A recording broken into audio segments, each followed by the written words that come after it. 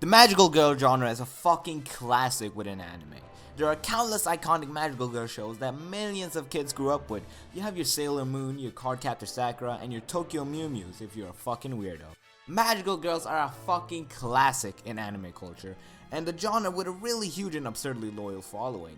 But there's one magical girl show that stands out above the rest. One show that isn't quite like, well, the rest.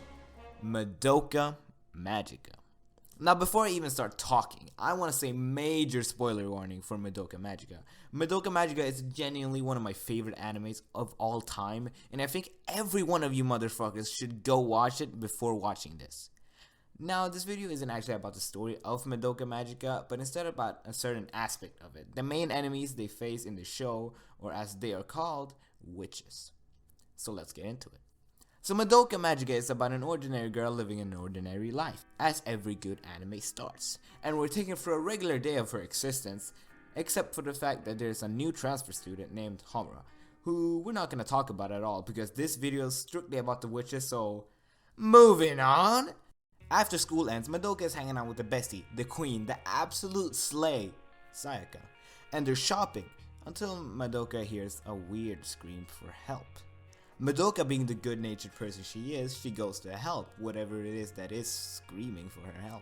And she finds this little weird creature, pet thing, who the fuck knows. And it's getting chased by Homura, who once again, it's not important for the sake of this video.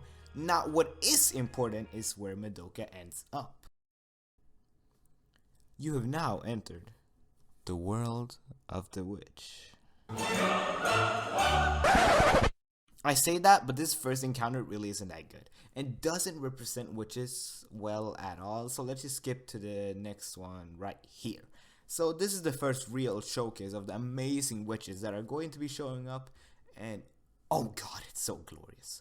The show even treats this as the first time they see a witch because it just fits so much better that way.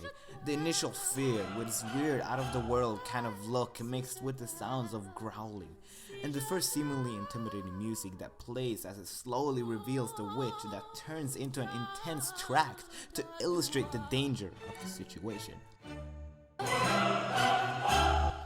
They are in danger. This is a dangerous being that, if not careful, will end your life with ease. But then, a magical girl by the name of Mami takes the witch down with ease, building up faith in the power of the magical girls, bringing you hope, making you think, oh, these witches are nothing to them. And then suddenly, was that the bite of 87? The very next episode, she's gone. She got careless, thinking the battle was over before it was. No matter how strong you think you are, the witches will always be on par or even above you. You can never underestimate a witch. If you do, even for a second, you won't come out of it alive. This is the true horror of witches, and why I think they are perfect antagonists. The longer the show goes on, the more terrifying witches get. You'd think you would just get less scared by them. The more you see them, the more you get used to them, and the more you see them lose. But it's the opposite. Since the show gradually tells you more and more about the witches, they just get scarier and scarier. We eventually find out that witches are just magical girls that fail to cleanse their magical girl stone, which you can only do if you kill witches.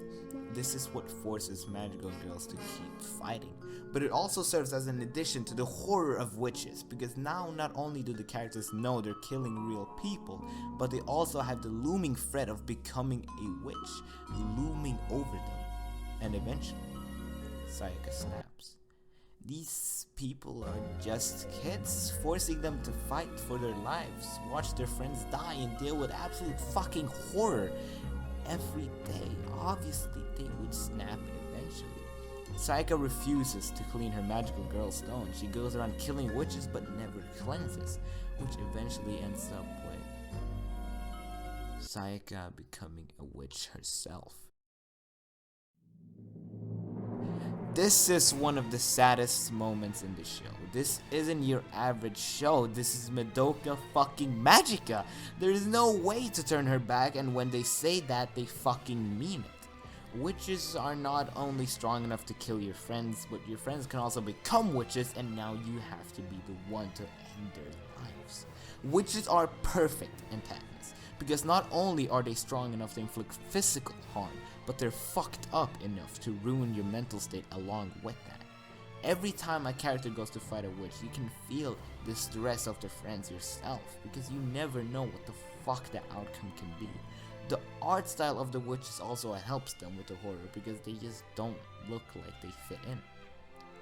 Everything else is anime with the normal anime kawaii art style we've come to expect, but not the witches. The witches can look like full-on fucking cartoons, or they can look like, well, whatever the fuck this is. This weird thing is what they usually look like, and I fucking adore it. It has choppy, doll-like animation, further making it just not fit in, reinforcing the horrors of it. We humans don't like things that are different, just by nature. That's why words like weird or strange are used as insults. We don't like things that are different from what we're used to. So, as the show spends most of its time looking like an anime, when witches come on screen, it gives the feeling of, this doesn't belong here. And that scares us. We want it gone, but as much as they try, witches just keep appearing. It's fucking horrifying. Especially when you notice that the witches aren't the ones that don't fit. You are. Witches always take you to their world. You have now been transported into the world of the witches. As I said earlier in the video, you are the black sheep here. You are the one that doesn't fit in.